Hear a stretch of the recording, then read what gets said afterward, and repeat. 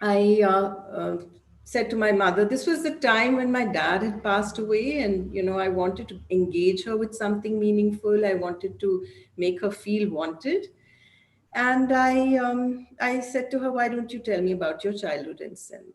Hmm. And the thing is that we had never actually heard Noted. anything. Nobody in the family had actually spoken about Sindh, what it was like, and Was that true? Most families that had come through this experience?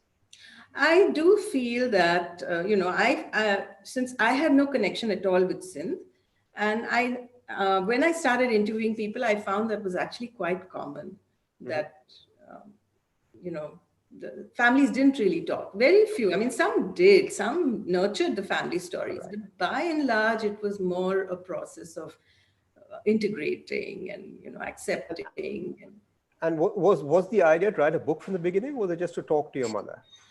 the idea actually was to make something for the family, a record for the family. Okay. And, since I was quite experienced with doing that with a whole lot of people, I said to her, let's just collect photos from whoever, your cousins, and, we'll write something because none of us know. So, But now it's become almost a definitive book. So when did that change from being just a family memoir to something that well, for a wider audience? it's very unexpected because as I said, it was this home thing. But when she started talking to me, I realized that this is a very big story and it's not been done, and I should do it. So I talked to others. I mean, I didn't interview only her.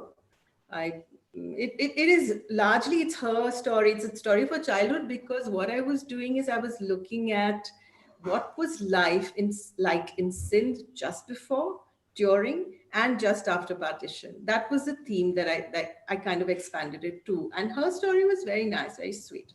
But I went and looked for people who had different representative experiences, read a lot, and put it together. So So should that's I how that. Okay. So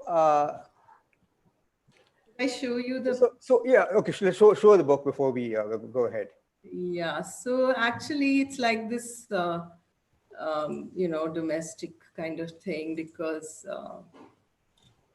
the cover was done by my daughter, and the book, it's my mom's story, and I made the pages. What happened is, while we were talking, she said to me that our ship, they came, but like many, they came by ship from Karachi to Bombay. So she said our ship reached Bombay, and it was the 14th of November. And I was like, oh my God, this lady, she's 65 years later, she remembers the date and she'd never spoken about it before.